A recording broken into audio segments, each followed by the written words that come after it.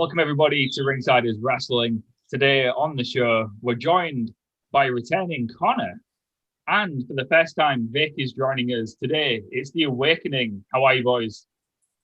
Good, man. Good. Thanks for having us. Not a problem. We were, like I said, we were speaking to Big Con last time, and he said we'll have to get Vic on the show as well.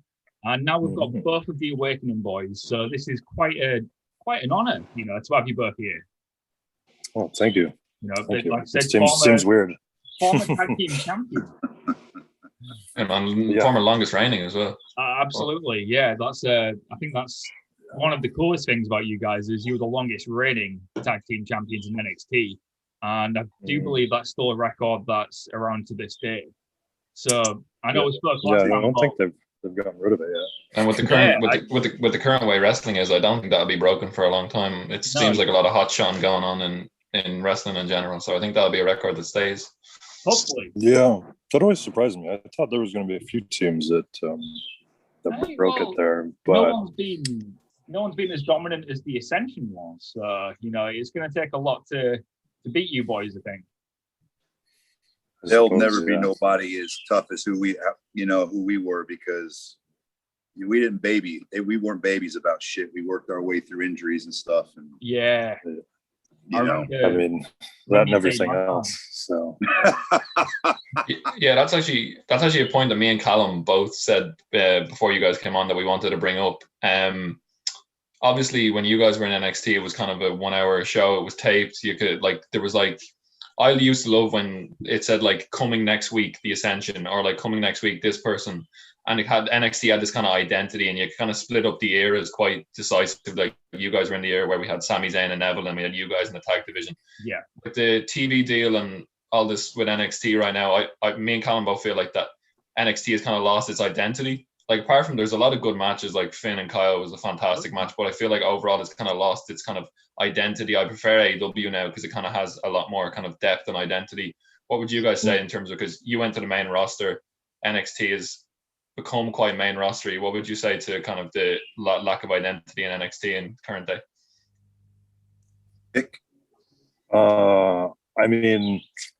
I think it just changed a lot after we kind of went up, because I remember I used to always go back and watch the pay-per-views, and once we get back off the road, and I'd watched a couple really loving them, and then there was a point where I couldn't tell if it was me or if something had changed, but I was like, something looks so different now, and something feels so different, and I can never really figure it out, because a lot of the same people were kind of still there, or people that I'd already been watching, and I just couldn't quite figure it out. And then when we were on the road, I didn't always get to watch a lot, but one of my good friends went to a live event, and he just told me that it was just like watching, or I don't even know if watching is the right word, but he was just it's like being part of a show, not watching a show, I think is kind of what he put it as, a live event wise.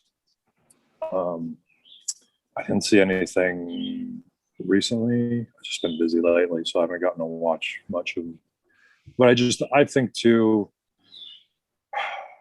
from what I know from the people I've talked to there, I think just the attitudes changed as well, in the way that they're kind of handled.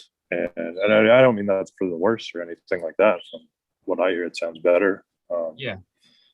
But I think it's just, there's a different aim to NXT, and I think probably after, when you look at us and many others that went from what we were in NXT to what we were on the main roster, maybe there's not, I don't know, a solid investment into things, because we've all seen them change very quickly. Yeah, so. I think that's it. It's still a very good product. I think we can all agree the NXT in-ring product is still fantastic. There's still great matches, and there's some great characters. Cameron Grimes, for me, is one of the best characters in NXT right now. I've seen a little bit of that stuff. He's good. And then when you look at the NXT from when you guys were there, even though it's the same brand, it is two very different shows. And I can't ever quite pinpoint where it changed. And I think I think back in when we were there, we were also building it, right? We were establishing what it was. And that's true. So everybody was kind of cutting their own teeth, NXT in general, like everybody was kind of cutting their own teeth with what they were doing and just with what NXT was going for, like being part when we did the first takeover, like we were pretty sure we all stood outside and said like 1 year ago, we weren't thinking we were going to have a pay-per-view with NXT, I don't even know if we were NXT the year before that pay-per-view. So yeah, I feel like that emotional connection is kind of why I've kind of pinpointed it to. You kind of had you had a real emotional investment in a lot of characters because you kind of watched it from the start and you grew up. Obviously, Con, you saw you on like the original NXT, and then you see like your rise through the ranks and you kind of follow your story. Whereas now they're looking for a lot more like ready-made talent, and it's where the business has gone because they're trying to get TV ready talent. But what would you say to kind of emotional connection that kind of got lost in terms of when obviously the world revolves around money? It's a big capitalist world, but obviously you lose that kind of emotional connection and quality product in return. Yeah, I mean, I think, for me personally, when I think about it, it was one of those things too, going back to kind of what Vic was saying, like it was the hot new thing. People were excited. And, everybody loves the new product because it gets exciting. Remember, like AEW, when they first came out, it was, really exciting. Everybody was chomping at the bits, and NWA and things like that, it was very intimate too at that time. There wasn't a lot of traveling. There wasn't a lot of, takeovers were done, in Full Sail University, and now they're being done in, Barclays Center and things like that, or of course now with the pandemic, it's obviously changed a little bit, but I'm pretty sure it's going to change again here pretty soon, where there's going to be a lot of. I think they're going to be back to live audiences again soon. So I'm sure that'll change. That's going to change everything too, because people are just going to be excited to be back in crowds watching wrestling again. Like I know for us, like definitely for us when we were in NXT, like the fans, it wasn't just like the workers, but it was, the fans and the workers that really made everything about NXT. There was so much emotion when we were there. Because I can remember it was surprising. Like back then, we would do 3 or 4 tapings a day. Sometimes, like you just see it where people would get sick of people, but show 2 or 3, or just get tired. And then sometimes you'd see it where they would just come back. You know what I mean? They were just always there. Yeah, and I think slightly going back to the start of NXT. I know you both had stints in FCW Florida Championship Wrestling. Vic, you were Florida FCW champions. You were the top of FCW. And I remember that's where I first saw you, and I remember thinking you were Rick Victor at the time, and I remember thinking this guy's got some serious potential, and it was cool to see you go on to what became NXT. And I feel like the very start of NXT was like the tail end of FCW. Whoever was in FCW at the time went on to the first incarnation of NXT. Do you feel like that played any kind of part in, what NXT started out as, based on it was very much like an FCW product at the time? Oh yeah, 100%. But it was more or less because they changed the system right then.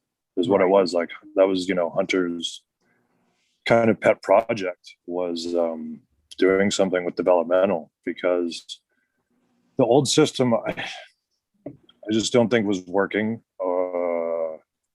if that's the right term, as well as they wanted it to for what it was. And I think as times change, like he really hit on something, because like all the developmental systems before would have like local TV.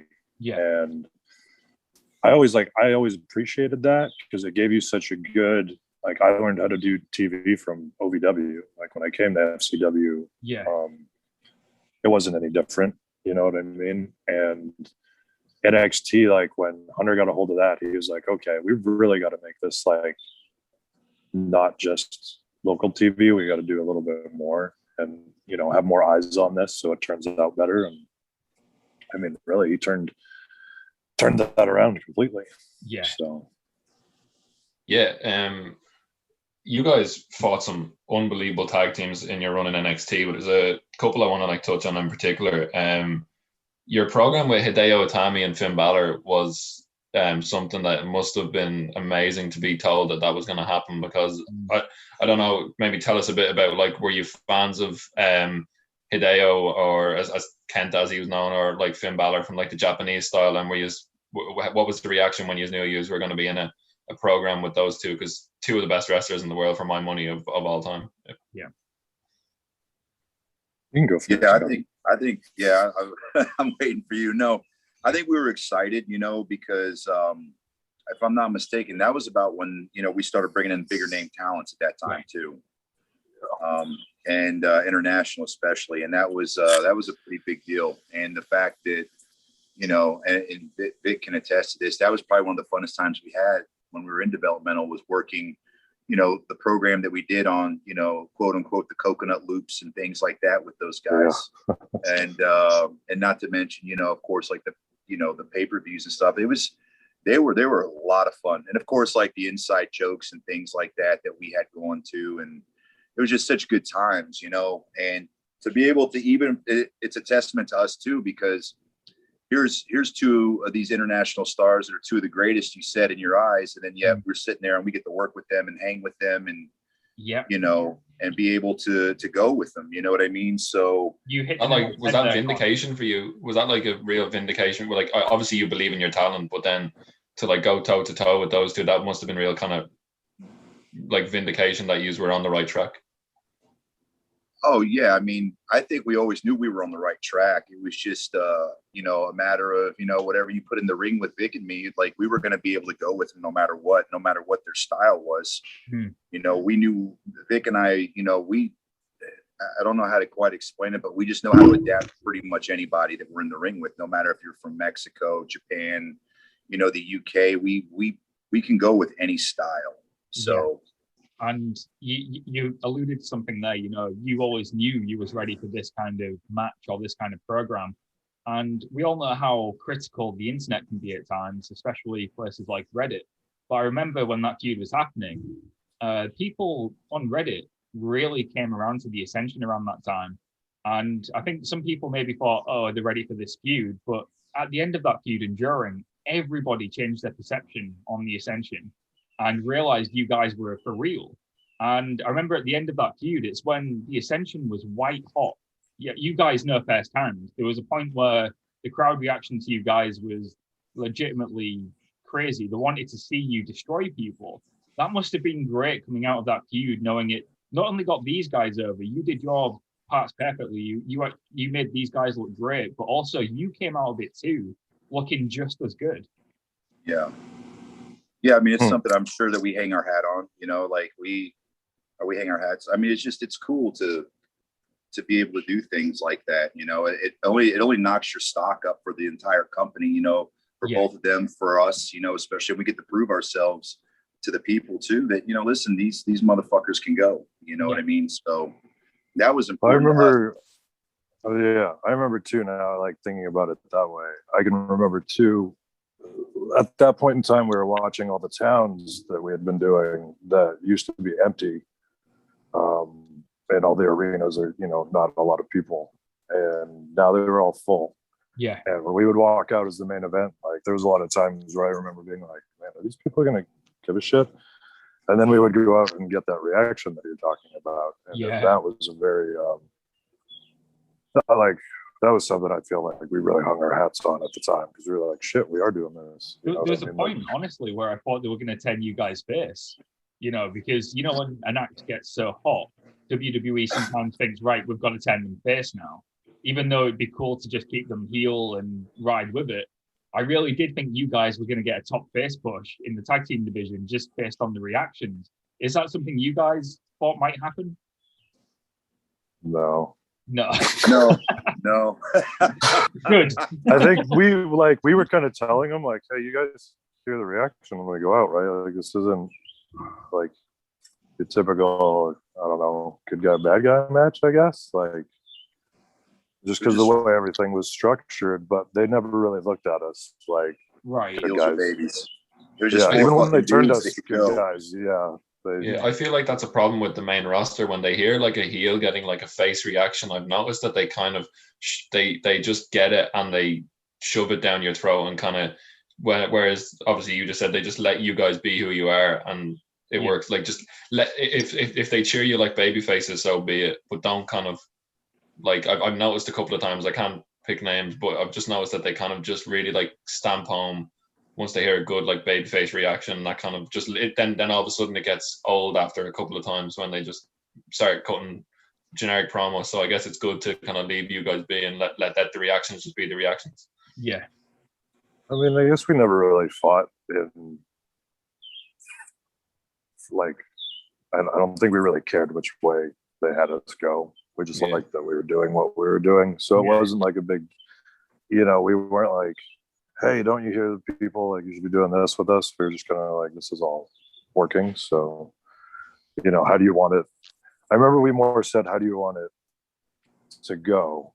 Like, in the way of like, do we just stay us and they just stay them? And the answer is usually yeah. And so, that made it more interesting because it wasn't just good guy, bad guy. Also made it, I think, everybody have to work a little harder, because when you don't have that, I think when you don't have that basic outline, even if people know who you are, it makes a different audience, I guess, for what you're doing. Yeah. Sorry, go ahead, Colin. I was actually just going to allude to a question that you mentioned pre-record, Rian, which we didn't actually get a chance to talk about last time, Con. It was the fact the Cosmic Wasteland, when you came up to the main roster, I personally thought that was fucking awesome. Like, I always find it interesting to talk to the talent about certain angles that I enjoyed, because sometimes they didn't enjoy doing it, or vice versa. For me, the Cosmic Wasteland was money. And what did you guys think? This is a question from Rian, you mentioned earlier. It's just super interesting to find out, like, your point of view on stuff like this. Yeah, and I also wanted to add to that as well. Cody Rhodes, obviously, big pay-per-view coming this weekend, 2 years of AEW. When you were in those creative processes, was he always, could you see the kind of executive vice president mind in Cody Rhodes? Could you see him? Was there any kind of, obviously I'm assuming you did, because it doesn't just come overnight. What was Cody Rhodes like to work with, and is it any surprise that he's doing what he's doing now? So no, not at all. The guy never stops working, for one. Like him and Miz were always like the two, just like nonstop. Like, they were never not on, they were never not working, never not doing something, for social media, or to just keep themselves more completely relevant than you could humanly think. Mm-hmm. So in that fashion, no, none of that surprised me whatsoever. Cody knew he was worth a lot more than what he was getting. So, that doesn't surprise me. I love the Cosmic Wasteland. You did. That was a hell of a time. Yeah. It looked like you were having fun. Like, when you can just tell someone's having fun doing something. It seemed like you guys were like, right, they've given us something. Let's make the most out of this. Amazing vignettes. Have a good time with it. Amazing vignettes. I love them. Yeah, they were great. Yeah. Well, that was the thing. We could be really silly, but still be who we were. And I didn't think it hurt us at all. We were having fun matches, with the Lucha Dragons and Neville and stuff like that. And man, like, I did I can remember doing whenever we'd go to the Star Room, and every week Star Room, like, even if we were booked Star Room, and then Cesaro section, like, that was always hilarious to me when we were just standing out there in the crowd and Cody had the Cesaro or Stardust section sign and stuff. I loved all that. Yeah. That was a lot of fun. There wasn't, you guys got to see all the fun. You didn't see all the not fun behind the scenes, but that didn't come from, any of us that were involved in the matches, I would say. So I can imagine AEW, Cody Rhodes getting beaten up, Cosmic Wasteland reunites on AEW. That would be electric in front of a full crowd. My God, holy shit. If that doesn't happen now at some point in the future, I'll be disappointed. You can't just go saying stuff like that, because man, we are wrestling fans. We're wrestling fans. I'm most definitely going to go tweet about that after this. What wrestling fans that's the most typical wrestling fan to do, isn't it? Like, you talk to somebody and you're like, oh, I want to go see them in AEW. It's what everybody says, and it's what we all want to see. You must be fed up of hearing that now. When are you guys going to AEW? We're not going to ask it. We're just going to imply that we want to see it. So. Well, good. That's good. I like hearing that people want to see it. There's actually I'm not sure if Cody's scarred or not from thinking about the Cosmic Wasteland. Yeah. I knew he didn't like putting on that paint every day. That was that's, I can imagine. I don't the blame best him. I can say there. Yeah. But there's actually an angle that I wanted to discuss because I'd be interested to hear your take on it, because it's quite a frequent thing in wrestling. The night, I think it might have been January, forgive me, I don't know what the year is, you guys were in a segment with the New Age Outlaws and the NWO where shit went down, and then it led to you guys being the New Age Outlaws on the pay-per-view. But what I wanted to ask was, we see a lot of these angles where like legends come out and beat up current talent, or like talent that, like, as Callum said, you were white hot for it, and then you're put in that kind of, is that a case of you've watched these guys growing up, it's great to be in a segment with them and it's going to get loads of views, or is it kind of like a catch-22 where you're like, do I really want to just be jobbed out to a load of old guys that haven't like wrestled in years? What was that kind of like when you were told about that segment? What was the initial feeling about kind of being in that segment? I think for me, so there was a payoff. I think of some people forget about that. There was a payoff to all that. I mean, yeah. First off, I remember, when we went into the room and we kind of went over stuff and we talked and, we did the promo and they beat us up and everything like that. But if people remember correctly, the payoff was in Philadelphia when we went over on the New Age Outlaws after yelling and making fun of the old timers, quote unquote. And so I think there was a build up to that. I don't know so much about the commentary part. I don't really know what to think about any of that stuff, but there at least was a payoff. At first, it's like, oh shit, where are we going to go with this thing? But you're in the ring with Kevin Nash, you know what I mean, and Scott Hall, and some of those guys that Ron Simmons. Yeah, Ron. I mean, just some amazing people, So it's always a pleasure to be in, to share the same, area with those kind of guys, especially growing up watching them and seeing them, and then you get an opportunity to work with them. And then, I always think from a different aspect too, is that we were trusted to go in there to do that angle with those guys as well. So I personally didn't mind it because the payoff was in our favor at the end there. But, Vic, how do you feel about it? I think I was actually thinking about it the other day for some odd reason, which I don't know. And I just remember thinking everything felt so weird beforehand. Like, I just remember walking in to do like the rehearsal or something. Can't remember even why I was looking back on it, but it just felt so weird. And I wasn't sure where it was going to kind of wind up, I guess, even though like I knew where we were supposed to go. But I mean, I was pretty stoked to be in there doing that with all of those guys. Like, man, that was what got me into wrestling, was all of those guys, so it was super cool to be in that situation. It was very odd.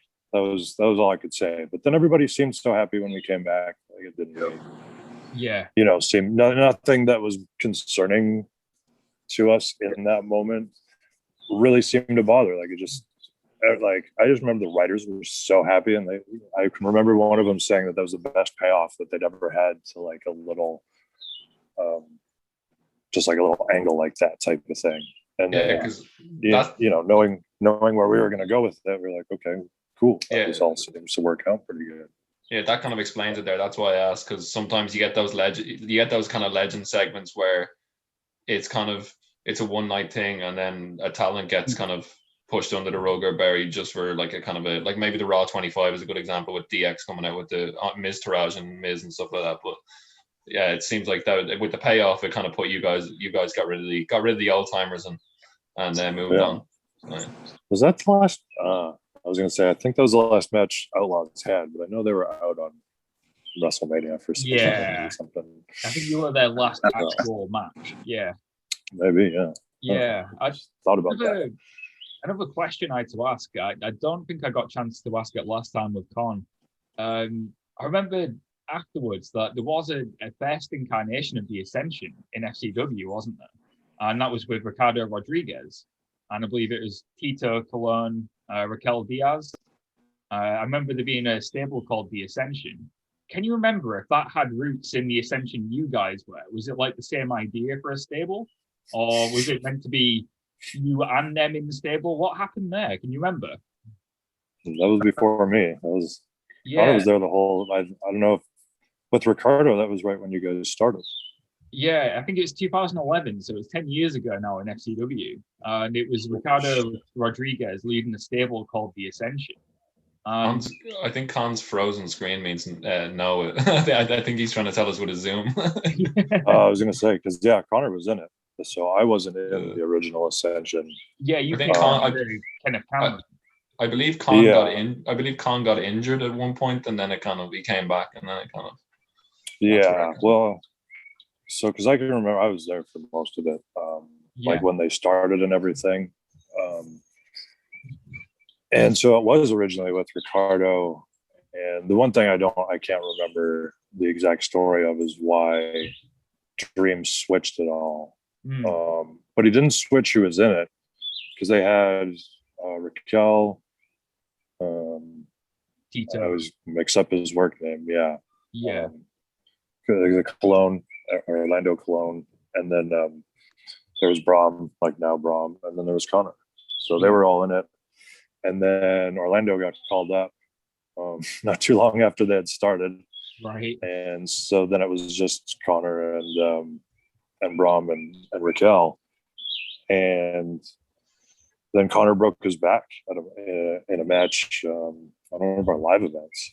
And he was out for a while, and it was just Brahm, and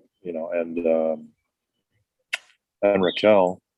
And so I actually wound up tagging with him on a few shows. There was a few shows that would randomly be like, "Hey, you and him," and I'd be like, "Okay, so do we get to be Ascension?" Because like I'd always kind of wanted to be in it. It looked pretty cool. Yeah. But there was always some resistance against me being in that group. I don't know why, because you were the perfect fit for it. I'll be honest. When Bram left, I did think he was a perfect fit for it. The vignettes looked great with him in, and I thought, who can take that place? But when you came in, you had the same hair, the same aesthetic, and you fit in so well with the Ascension with Con. It seemed like you were a natural fit for that stable the whole time. Yeah, I always felt so too. Like obviously, like I said, I tried a few times, and for some reason, like the most I can know and that I can remember is that Dream would always tell me that he just saw something else for me, and I don't know if I was too much.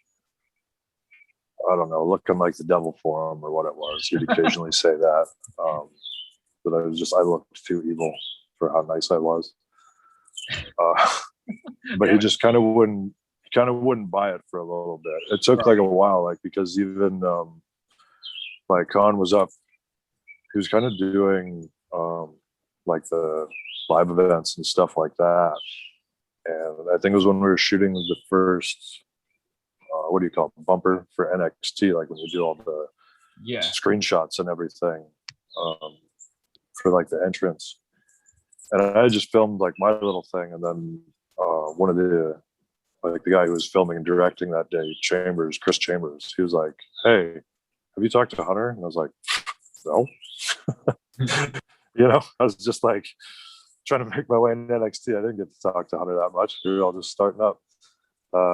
And he just kind of dropped it on me. He was like, "Hey, well, he wants to shoot something with you and Ryan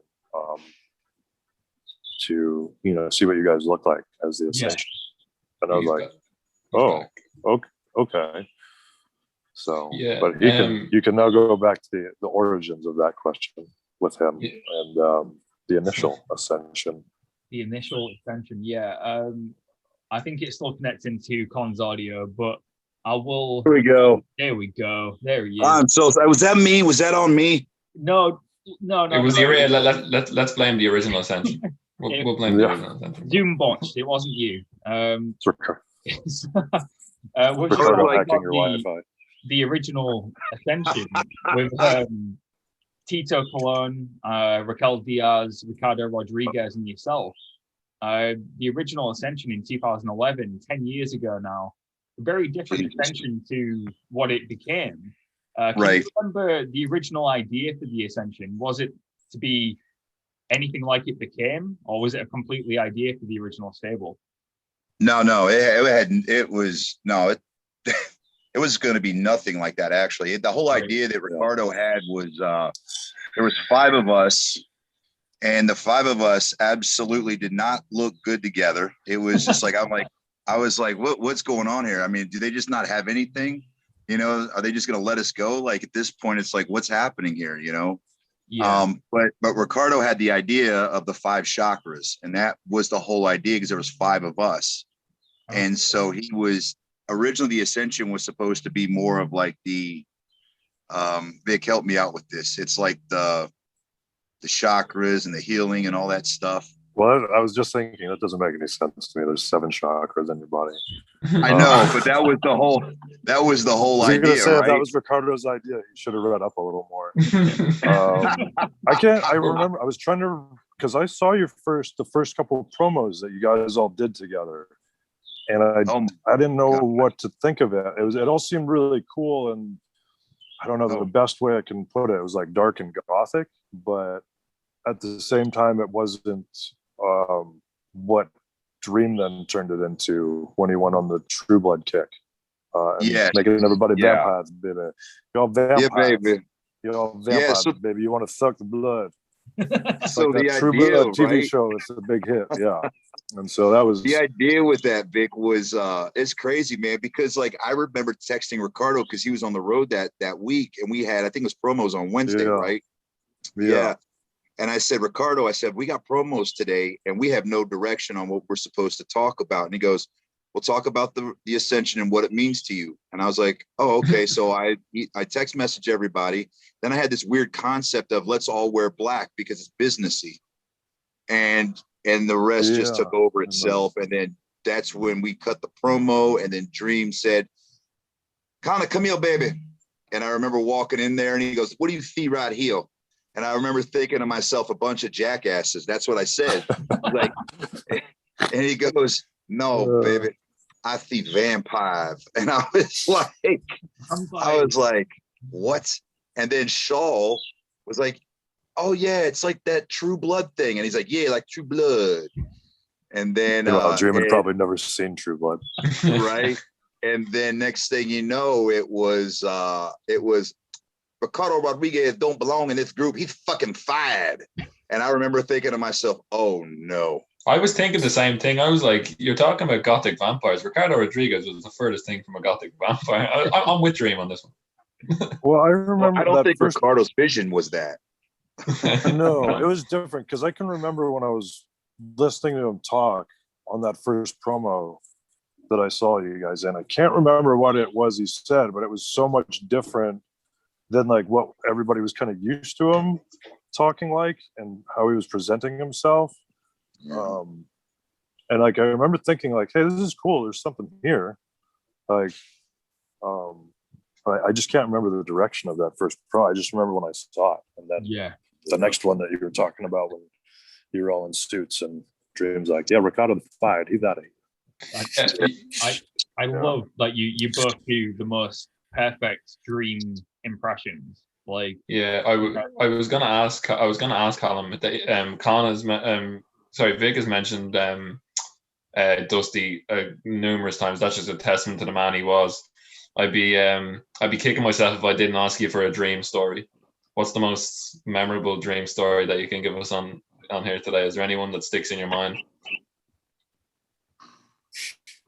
Well, I remember one time, and Vic was there for this. I remember trying to rib him.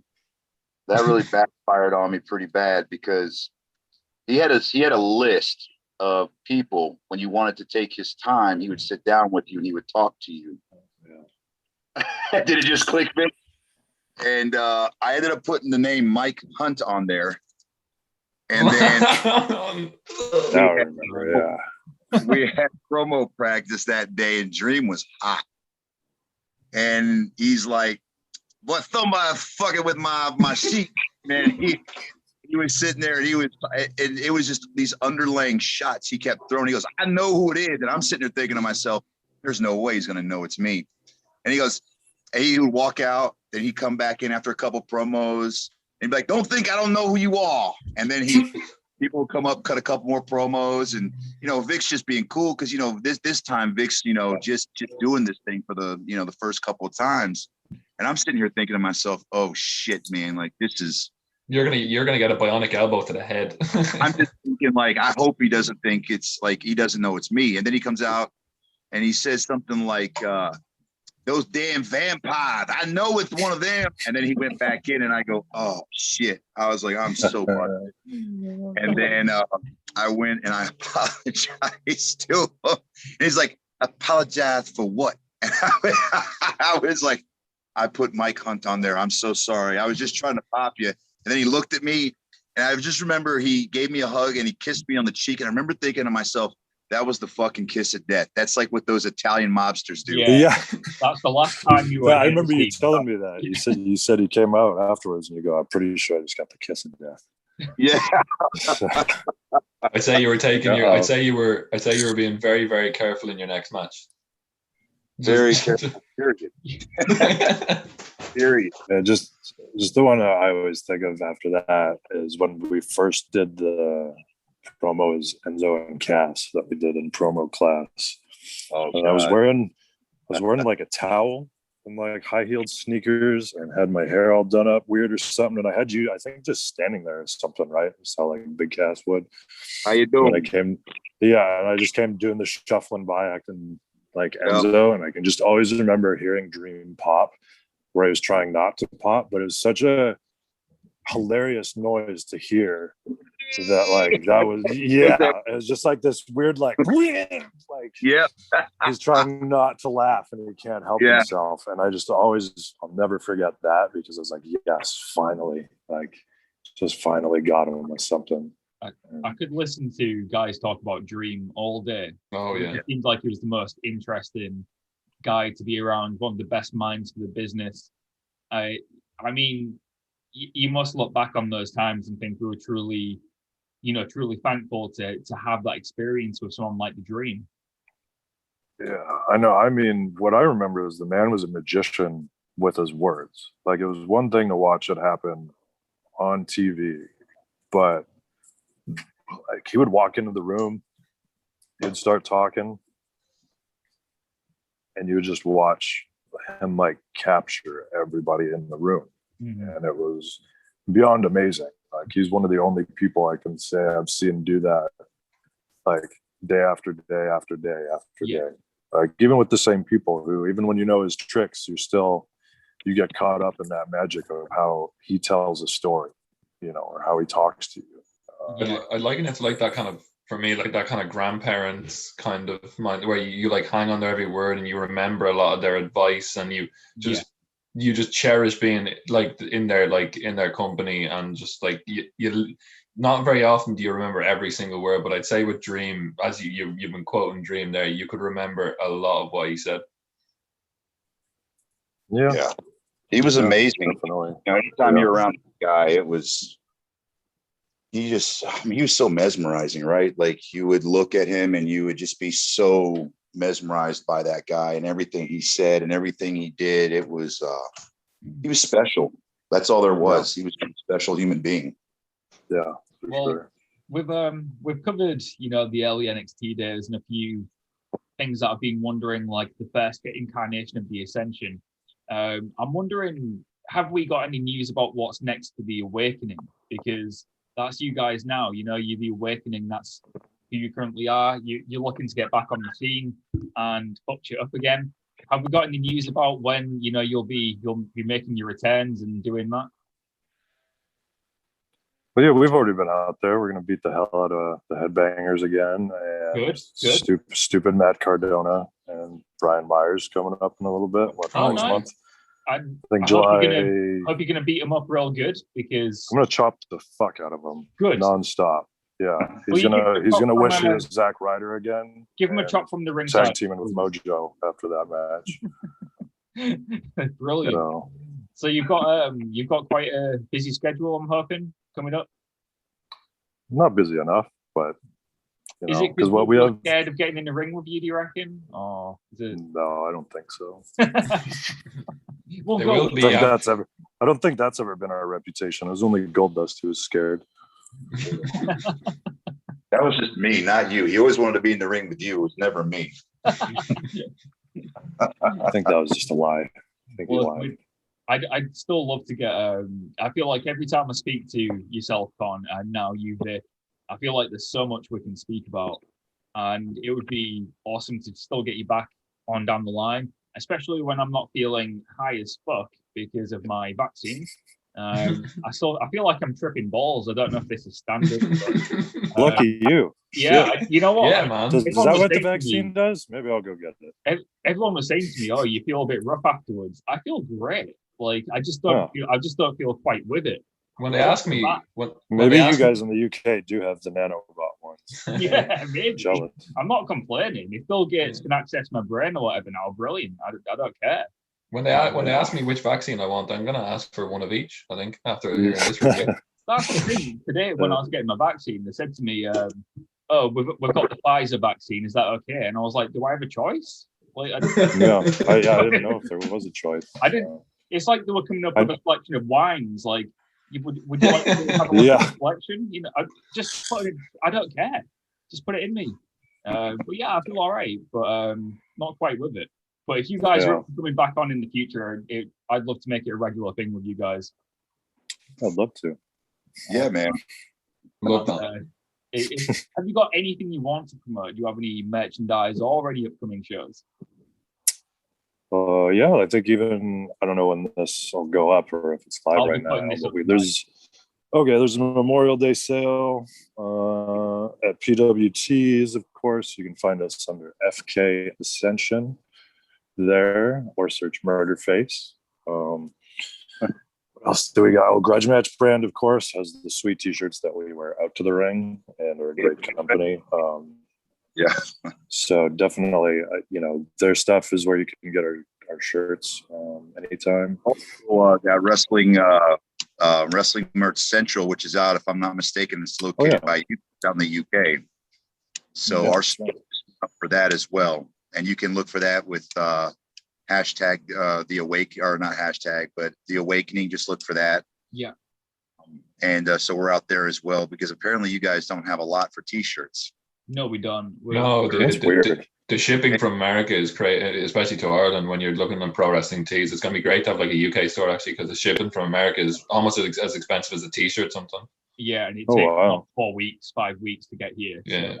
So, yeah. Getting into that UK market is a fantastic thing to hear. You'll clean up, no worries. Like that's what it's all about. But like I said, it's great to get you guys back on. And one thing I want to do, which I've been waiting to do, is I was hoping I could get one of my friends on who came to WrestleMania with me.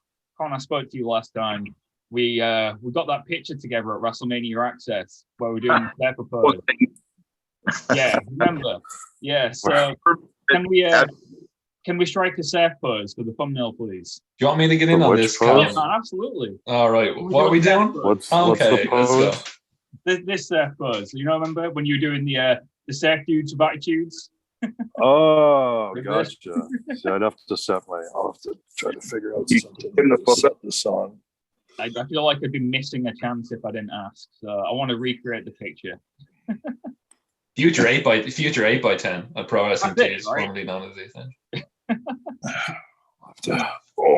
Shoot, I've been sitting down too long. I'll have to move.